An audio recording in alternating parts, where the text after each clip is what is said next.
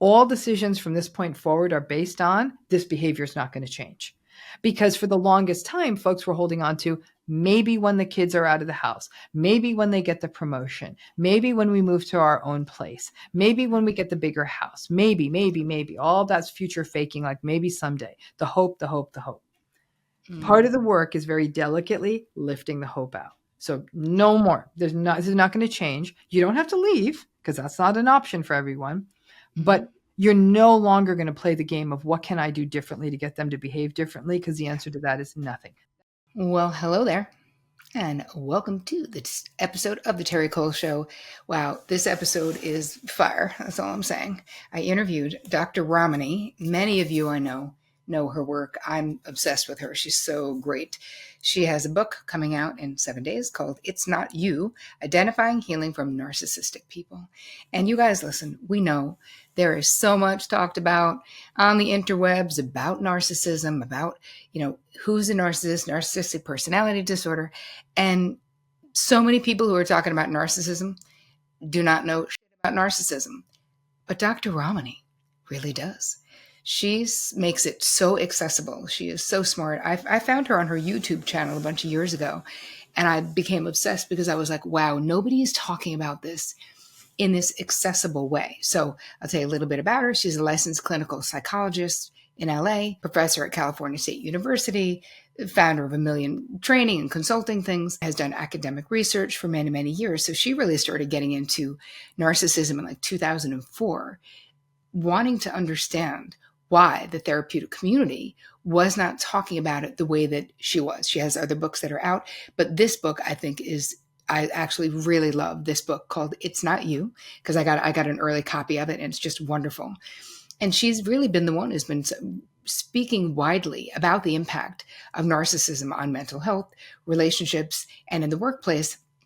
And she really focuses on the victims. Who's being victimized by a narcissist? Because so much of the time, and really this is only the last 15 years that we're talking about it in this way, where it was not recognizable, right? It just, you had the person you're with had a difficult personality, but she's really shining a light that it is so much more than that. So I hope that you enjoy my interview with Dr. Ramani as much as I enjoyed interviewing her. I'm so excited to welcome Dr. Ramani to the Terri Cole Show. Welcome. Thank you so much for having me. So pumped. So all things narcissism. It's funny, I've been following you, or I feel like I discovered you. Obviously I didn't discover you, but for me, a couple of years ago when I was really getting into my people were asking so much about narcissism, and I started really doing lots of research, and I was like, oh my God, this is the go-to person who knows everything there is to know about narcissism and makes it right. But what I love about your style is that you make it accessible. Well, that's the goal. Yeah. Mm-hmm. Yeah. Because how does it help us if it's just theoretical? And how does it help lay people who are in these painful relationships if it's just theoretical, right? Mm-hmm. We don't want to do that. Anyway, so your book is coming out in 7 days from now. So here it is. I got an early copy. It's so friggin' good. I'm so excited. It's called It's Not You, Identifying and Healing from Narcissistic People. And what I love about the book and what I love about what you decided to sort of encompass in this is that narcissistic people covers a lot. We're going to talk about this in the interview, but it's not just people with narcissistic personality disorder. It's understanding that there's a scale of this. There's behaviors, and then there's the personality disorder, which we're going to get into. Yeah. So I want to start with just asking you, for you, why narcissism? Like how did this become like your thing? Well, why narcissism now is manifestly clear why it would be. But at the time, years ago, this is over 20 years ago, I got into this in area of interest because we were always trying to understand psychology and how it affected health and other things, like, is it depression? Is it anxiety? But I noticed that there was a subset of patients, and in this case that were going into public health clinics, that were really badly behaved. They were very entitled. They were very dysregulated and angry and disruptive. And I thought, this is not depression. This is not anxiety. This is narcissism. And I went to the Mm. literature. I'm like, nobody's talking about it in this context. And that really led me down a rabbit hole that was paralleled with what I was seeing in my private practice. Over and over again, people telling me about relationships, either with parents, more pointedly, usually with in marriages or long-term committed relationships. They were describing the same patterns over and over again. And I thought, I think if somebody just educated these folks about narcissism, they might have a better path forward. And a lot of clients actually became angry. And their anger was, why didn't somebody tell me this sooner? Because this is exactly what's going on. And everyone's like, well, maybe you need to try it this way. Maybe you could say it that way. And they were basically being fed to the wolves. And I thought, Mm. let you understand that this is a wolf. So you stop feeding yourself to them. This is what's happening and this is what you can do. And then I think that the third piece for me was, Terri, I was shocked at how the mental health profession wasn't taking this on. Forget the narcissists. We knew long ago there was not much clinically we could do at scale, at the population level, to help narcissistic or work with narcissistic folks change their behavior. They don't want to change their behavior because they don't think they're doing anything wrong. They're very Correct. successful. They tend to make more money. They tend to be in leadership positions. They tend to get relationships they want. They win. So I'm not Mhm. sure how we're going to get them to have skin in the game of change. But what I was very taken aback by was how much the field of mental health was completely ignoring the issue of how these personality styles were harming people in these relationships as though it was an inconvenient truth they didn't want to deal with. Mm. And that's how I got into it. And really, it's people who are being victimized and sort of being told, hey, maybe if you were more sensitive, or maybe you could say it this way, or maybe it's sort of like not looking at the narcissist behavior. Because I think when you look at people, especially long-term marriages and stuff like that, I imagine you've had many, many people in your practice being like, maybe if I just tried harder, not knowing that their partner was a narcissist. All the time. Not only do they think, maybe I should be trying harder, people around them are telling them to try harder. It's not as simple as, we are thinking like, oh, these people, they're shrinking violets or they're codependent, which is untrue. The prevailing wisdom is, well, if your marriage isn't working, it's because you're not showing enough gratitude. It's because you're not gazing at them lovingly enough. So in essence, it's impossible, right? It's a question, an exam question without the right answer available to Right. you. And so I think that yes, people were doing that, and the reason they were doing that was because the early part of these relationships is often very enticing, Mm. very exciting, almost the everything I ever wanted, right? So when people get that, and then the rules of the game changes, or the entire game changes, people say, this has got to be me, because maybe I'm not as excited as I once was. Let me be more enthusiastic. Maybe I put on a little weight. Let me lose weight. Maybe I'm not looking as good as they want me to. Let me do this. Let me do that. Let me be more patient. Let me clean up the house more. Let me have more Mhm. sex with them. Whatever it may be.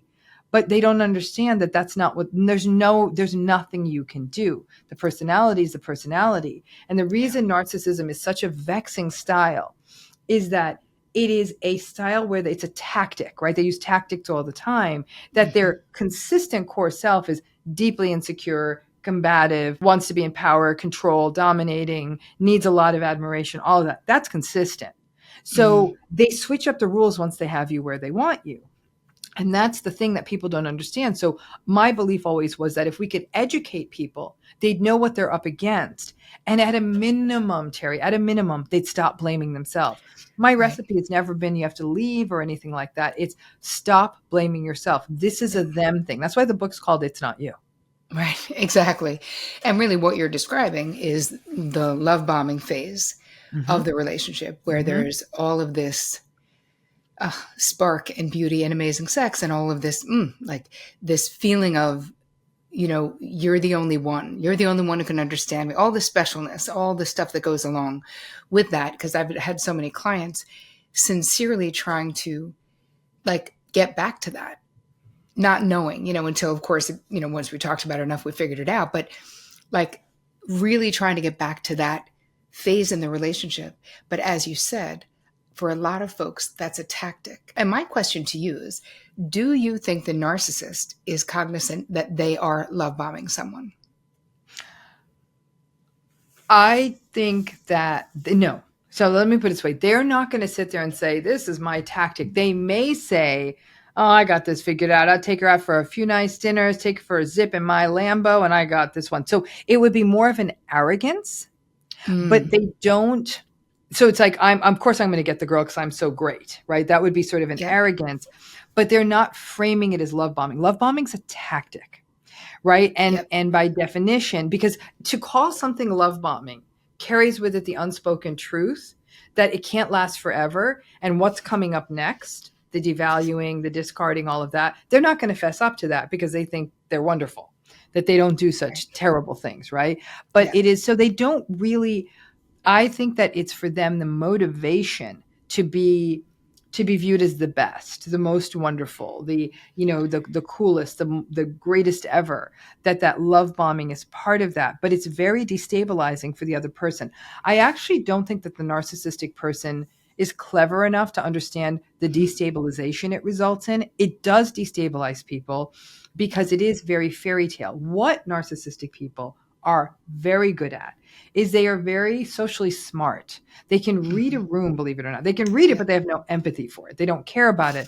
They're reading it to find out where can they get supply? How can they leverage this room to their advantage? That kind of thing. So in a new relationship, it is more of a, how can I use this to my advantage? How can I get narcissistic supply? So they're not thinking, all they're thinking of is that, how can I be the shiny new thing? That's what they're very, very good at. And then they get what they want, and they get bored with what they want pretty quickly too. Yep. Can you say a little bit more about narcissistic supply for those who do not know what that is? Mm-hmm. So narcissistic supply is the stuff that props up the narcissistic person. It's admiration, it's praise, it's Instagram followers and likes. It's people telling them they're great. It's money, it's power, it's control, it's status. That stuff is all supply. It's the stuff that pumps the narcissistic person up. View it as air in a balloon, right? And if there's not enough, what does a balloon do? It starts getting limp and it tips over. But as long as there's enough air in a balloon, it's a big, bright, shiny kind of, full thing that's floating around. But they often don't get if they don't get it, and the more sort of bendy and limp that balloon becomes, that's the insecurity. And when narcissistic people feel insecure, that's when they come out punching and fighting. They almost become paranoid, suspicious, angry, competitive. So they go from this charming, charismatic, draw you in fairy tale. And the point I was trying to make before is that because they're good listeners and socially perceptive, they know exactly what people want. They're like, that's their vulnerability. And that's what I'm going to use that as my door, my entry to them. Right. So they're good at this sort of what's called data mining, if you will, but they're good at sort of pulling that out and then using that to their advantage. But that supply is if somebody keeps taking you out to expensive dinners or takes you dancing on the beach or listens to you intently for hours, you're going to say, you're the coolest person. I can't believe it. It's like somebody took all the things I've ever wanted in a fairy tale. Supply, supply, supply. And so before long, the inversion takes place where really the only role for a person in a relationship is to be a source of supply for the narcissistic person. And can the persons, when the inverse happens, can the person who is not the narcissist, can their upsetness be supply? Can their... Yes. It can be. It depends, though, because this is where narcissism is. It's not a unitary thing. It can look very different in different subtypes and different severity. In some cases, you're upset, especially if, for example, if a narcissistic person gaslights you, they deny your memory, they deny your reality. You get all kinds of froth stuff. You're like, what are you talking about? Like, blah, blah, blah, blah, blah, blah. You now seem dysregulated. They seem very calm.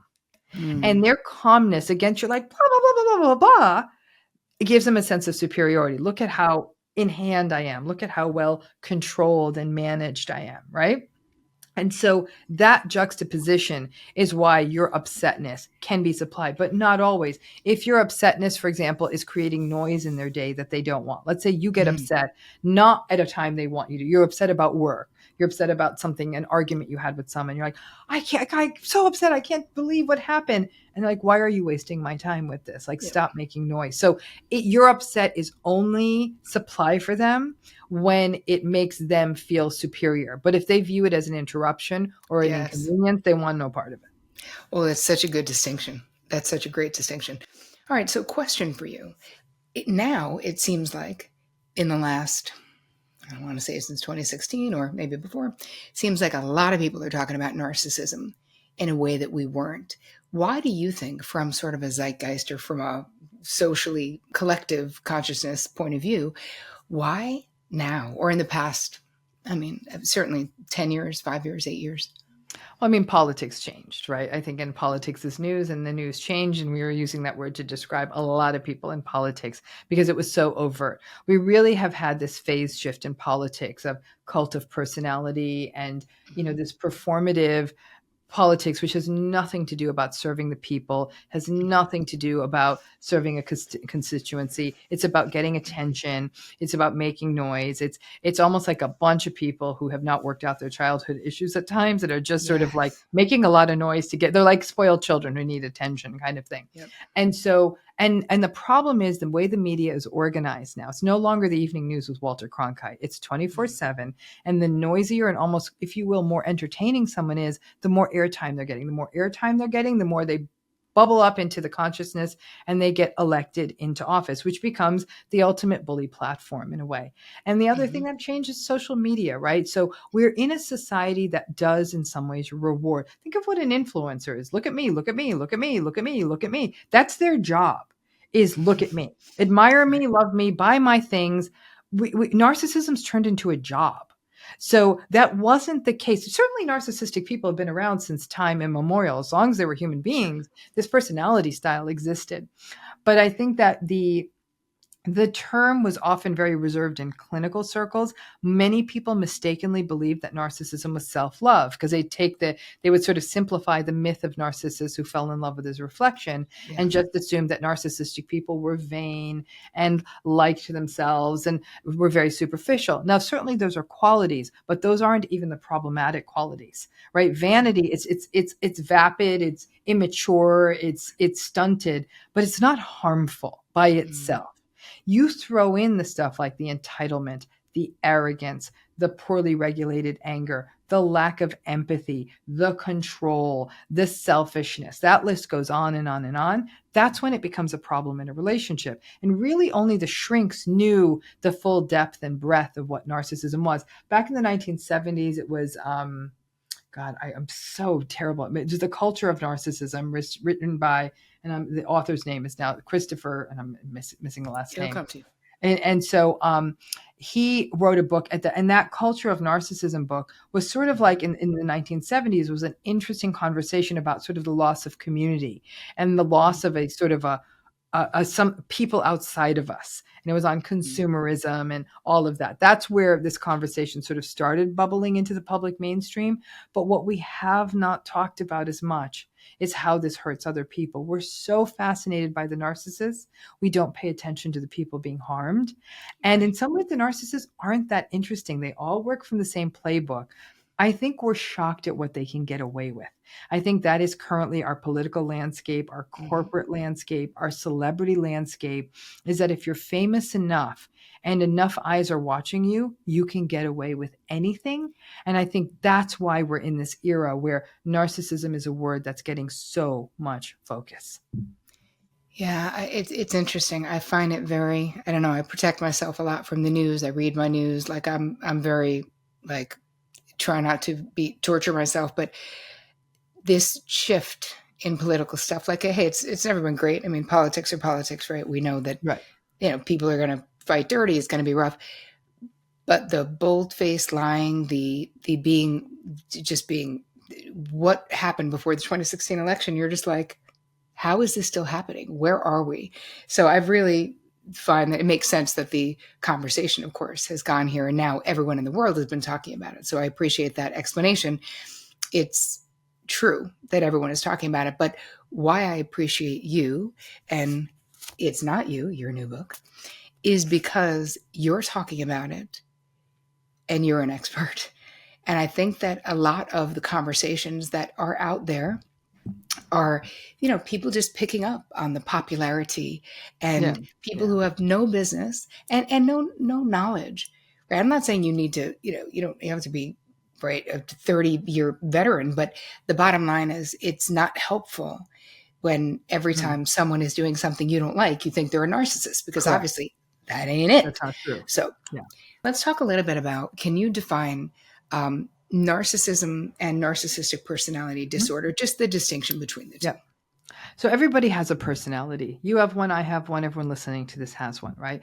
Our personality is our personality. Some personalities are easier to get along with than others, okay? And so some personalities are more rigid than others. Narcissism is one of those many personality styles, okay? There's different models out there, different languages around it, but let's just call it what it is. And when we look at narcissism and what personality does, personality is sort of it becomes kind of a way where we understand how a person's going to go through the world. We can almost predict their behavior on the basis of a person's personality, right? It's a bit of a it's unique to us that it tells us how an introverted person's going to be exhausted after going to a dinner party. A extroverted person is going to want to stay late, and if they have to spend a weekend alone, they will crumble. Okay, that's how personalities show up. It tells me that Mhm. like, oh, she's really introverted, she's going to need a nap after this, and so we Yep. know that.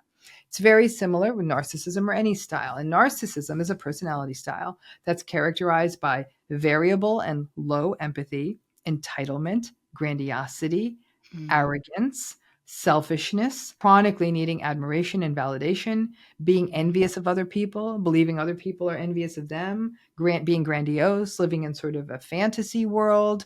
Um, these are folks who can be very controlling. They're very obsessed with power. But underneath all of this grandiosity, this arrogance, this entitlement, this marginal empathy, all of it is a very insecure core. The core of the narcissistic person is very fragile. That's why they lose it when you critique them or give them feedback or don't read their mind or don't do exactly what they want. And that's why they use all kinds of tactics like manipulation, gaslighting, invalidation, dismissiveness, competitiveness, betrayal. Some of them are tactics, some of them are just their unempathic behavior. And it gives them the upper hand in a relationship because that's what gives them supply. I am more powerful, I'm in control, but they are insecure at the core of it. That's a fact. And Yeah. so that's narcissism. And the challenge with narcissism, it's what we call a maladaptive personality style Mhm. because people who have it are often at odds with other people. They're arguing, they're screaming, they're never content. They're malcontented people ultimately. And so that's not a healthy personality. They lack flexibility. And this is Mhm. why, again, this idea narcissistic people really don't change. Most personality styles aren't amenable to change. The more maladaptive the personality style, the more rigid it is. Because again, tell you right now, I'm a bit of an agreeable introvert. By and large, I'm warm and nice and self effacing and humble and empathic and modest and all of those things, right? And I also am introverted. So I don't do well in large social events. I don't do well. Like if I've spent a whole day talking to other people, I will go to bed early. I'm exhausted after that. Yep. We wonder, can't narcissistic people change, right? Mhm. Can't they become warm and unentitled and realize everyone's this, should be treated with respect and Mhm. put their feet on earth? Why would they be able to change any more than me? Because tomorrow I could not become a disagreeable extrovert. I couldn't. I'd be more successful if I was. I'd be able to network better. I'd be able to fight for myself better. I'd negotiate deals better. Weird way, it would be kind of good for me. It would also hurt the people around me. But at the end of the day, I couldn't do it. It's not my nature. It's not their nature. So that takes us Mhm. to this issue of narcissistic personality disorder. I don't run the world. I barely run my household. But if I did, I think we need to get rid of the diagnosis because it's muddied the waters. And the Yeah. way it's muddied the waters is we have these personality disorders that are written about in what's called the DSM, or the Diagnostic and Statistical Manual of Mental Disorders. And they're also, back in the day, were written about in something called the International Classification of Diseases, or the ICD. When we write diagnostic codes, we use the ICD. The whole world uses the ICD. The United States still uses the DSM. The ICD 11, the newest edition, they've gotten rid of the personality disorder characterization. Like there's no such thing as NPD there anymore. There's personality disorder generally, and then you describe what it is. But here in the DSM driven United States, we still have narcissistic personality disorder. And it's all the stuff I talked about, that whole laundry list. And it's long-standing, and it shows up in a variety of situations. And here's the ringer. It's causing them problems in their relationships or in their jobs. So that begs the question, according to whom? Because a narcissistic person thinks they're wonderful. I'm the best. I'm cool. I'm nice. I'm such a great person, and I'm so generous, right? So they think they're great. So they're not walking around thinking all these relationships have problems. And when they do, it's the other person's fault. So right off the gate, the way the diagnosis is formed makes it almost a little difficult to issue, number one. Number two, they don't go to therapy because they don't think they need to. The things that get narcissistic people into therapy include addiction, depression, anxiety, public humiliation, and the need for optics, and somebody saying, you better go into therapy or this is all a bad look. That's the stuff that gets them in. But they're not saying, oh, my narcissism is causing a lot of problem in my life, so I better go see a therapist. That's never what it brings anyone in the door. They'll come in because they're going through a divorce. They're coming in because a spouse gave them an ultimatum. Again, they're coming in because their work life isn't going. How come nothing's working out for me? They're the victim. How come everyone's so unfair to me? That sort of thing. That's what gets them in. Once they're in, they're not great candidates for treatment. It often goes on and goes on. The poor therapist is working on the anxiety, working on the depression. Nothing's changing, nothing's changing, nothing's changing.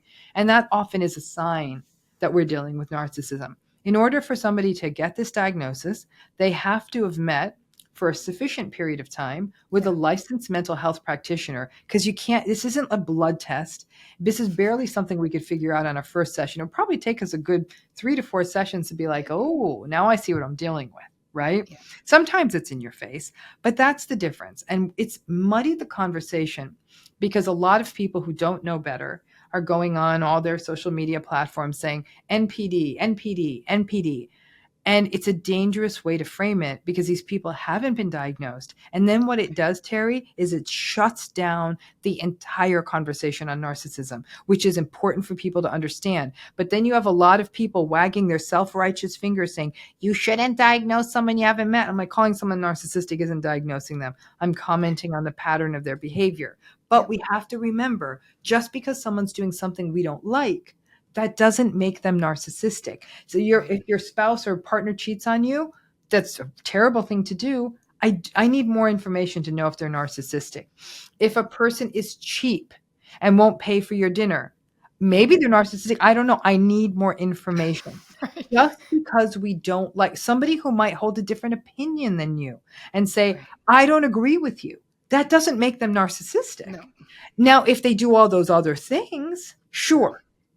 But we're using the word to describe people who are aggravating us, and that's not what it's designed for.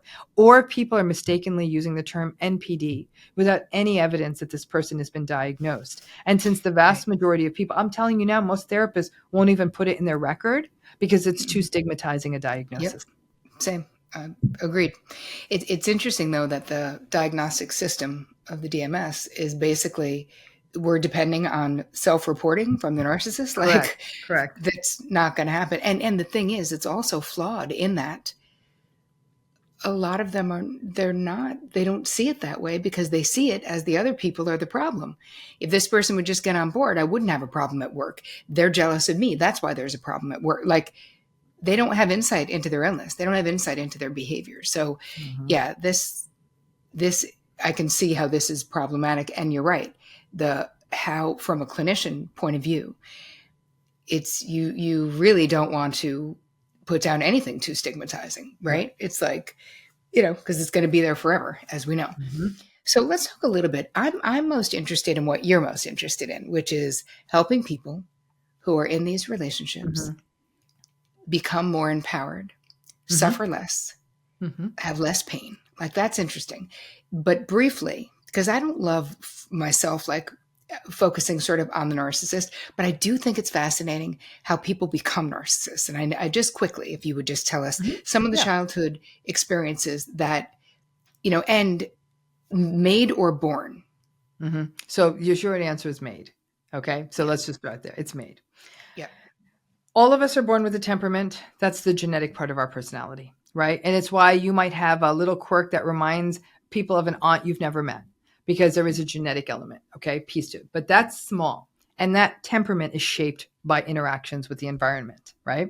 In the simplest term, a child who has a more difficult temperament, okay, difficult to soothe, needs a lot of attention, is often kind of sort of externalizing and very agitated and all that. Not necessarily kids that bring out the best in the adults around them, if you will. Mm-hmm. They hear a lot of no, stop that, don't. And if you throw on top of that real environmental invalidation, abuse, neglect, trauma, that's going to take that temperament and shape it into a very unhealthy direction. Okay. So there's one model of narcissism that argues more of a neglect, trauma, attachment disruption model, right? So these are kids who in childhood, they had adverse childhoods. They likely had this temperament, put that all together. And then you very likely you could have a narcissistic child. But Terri, the vast majority of people who grow up in adverse, traumatizing, neglectful homes do not become narcissistic. Right. So these are pathways, but they're not what we call deterministic. They're not a guarantee. Yeah. But the other pathway, the specialness pathway, the spoiled child pathway, if you will.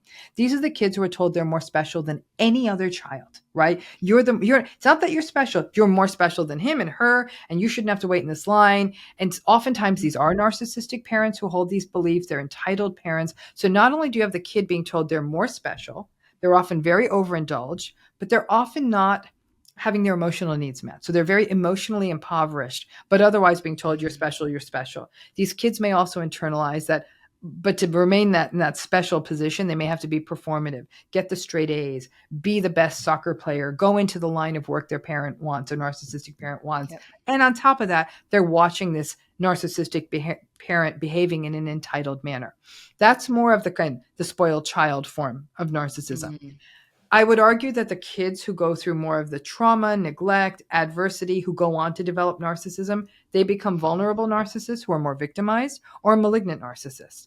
The more pumped up, you can do no wrongs, of course, my kid's the most special kid kind of narcissist. Those become more grandiose narcissists.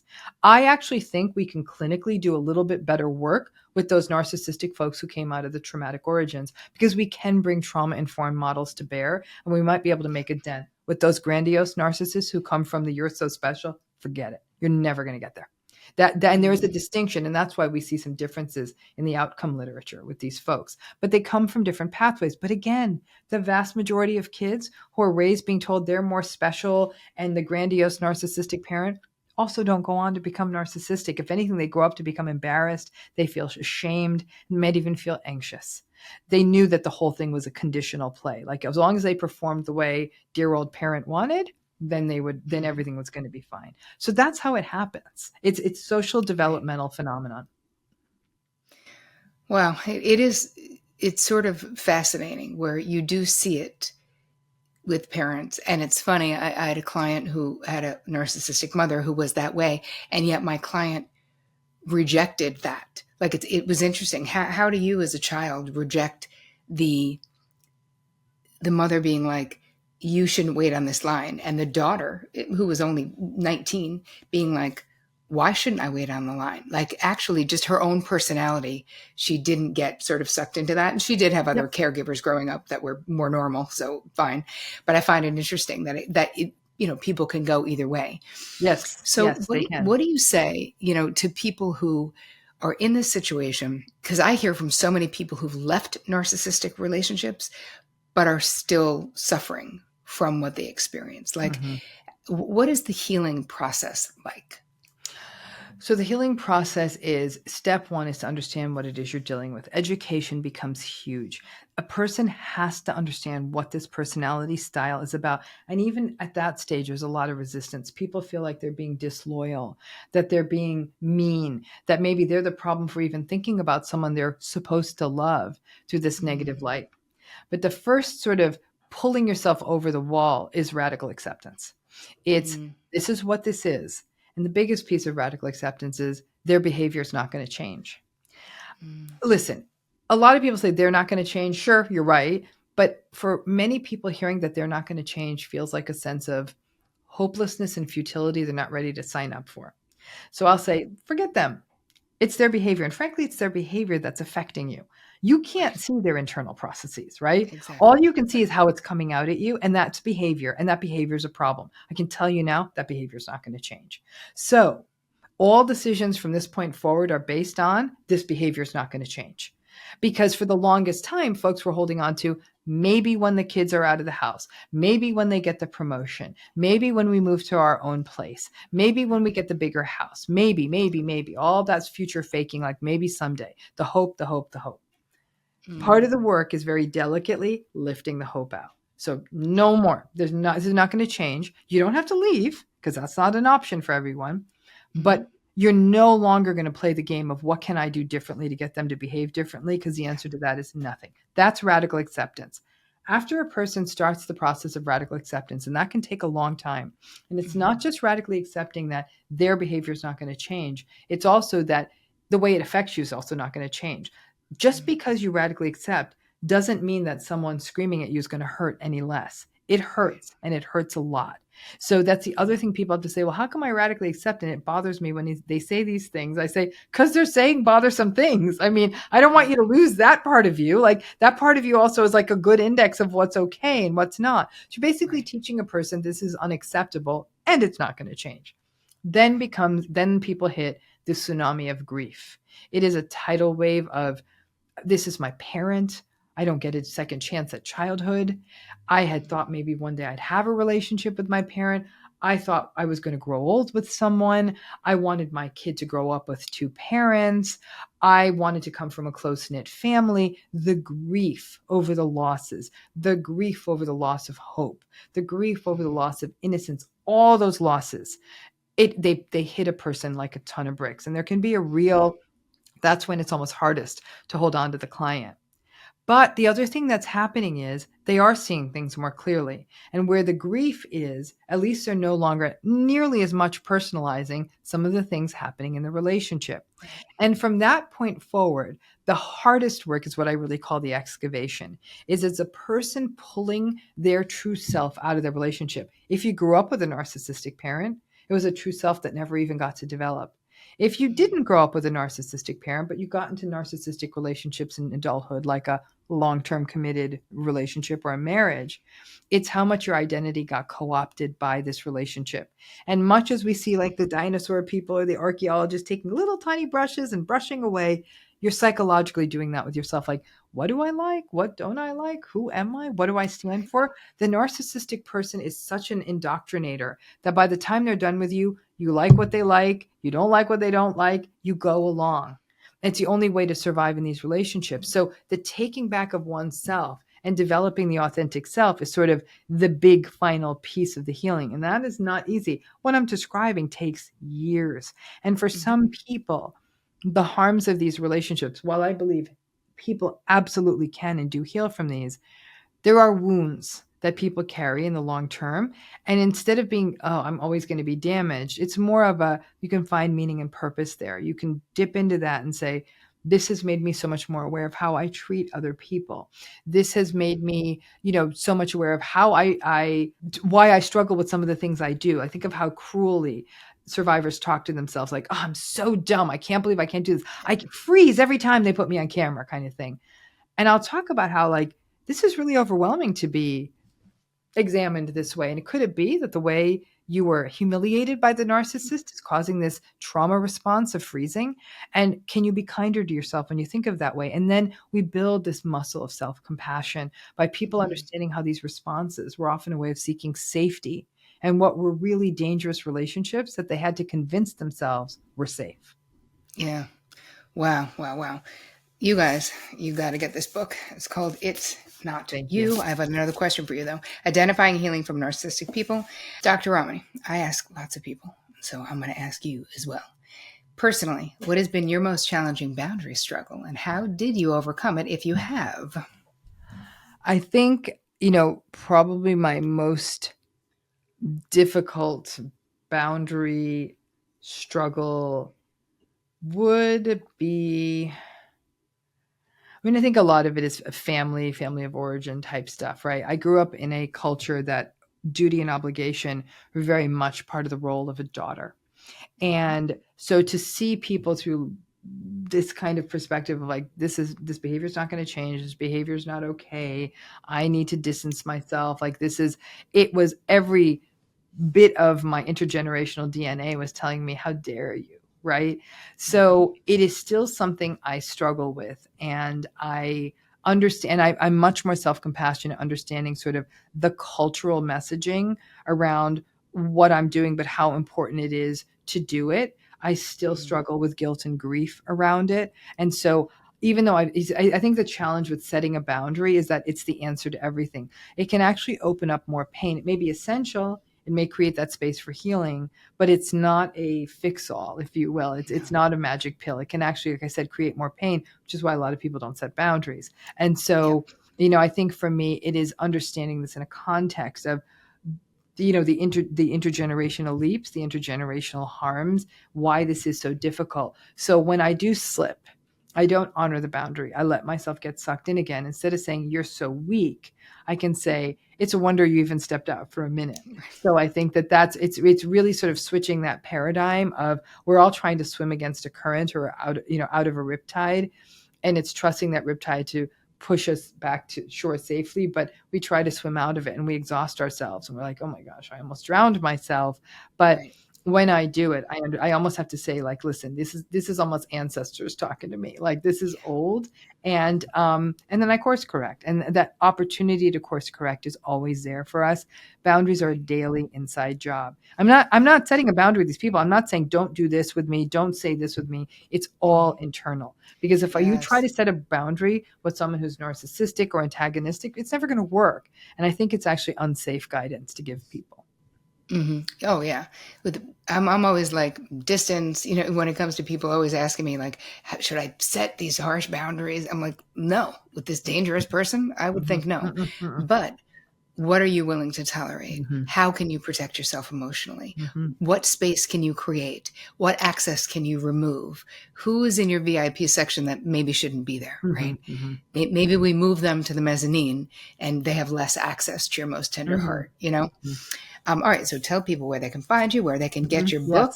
You can pre-order this right now, you guys. It comes out in 7 days. You can pre-order it everywhere. Is that true? Pre-order it now, and pre-order it from a bunch of different places. Like, let's share the wealth, folks. Here, there's Amazon, there's Barnes and Noble, there's your local bookseller. There's a lot of ways to get this. Go to your local library, ask them to have it in stock too. So let's try all the different ways to get this book, not only for you but to other people out there. But do pre-order it, read it. It's accessible. It's not super long. There's lots of exercises in there, and it doesn't matter what kind of narcissistic relationship you're in, whether it's a marriage or a long-term relationship or a family relationship, sibling, boss, friend. This book will help you address it. You can find me at my YouTube channel at Dr. Ramani. You could find me on all social media at Dr. Ramani. We have a healing program. That's a targeted program that meets every month for people who are, it's a subscription program. You can go to my website, which is drramani.com, to learn more about that. You absolutely can read the book. We have lots of interesting tie-ins and stuff. If you pre-order, there's all kinds of juicy stuff you get if you pre-order. So pre-order, send us that pre-order number and you'll get all kinds of incentives. So please read it. I think, because not only may it help you, it might help other people around you, and it may protect you from entering a narcissistic relationship in the future. Thank you so much for your time today and for writing this much, much needed book. Go get it, you guys.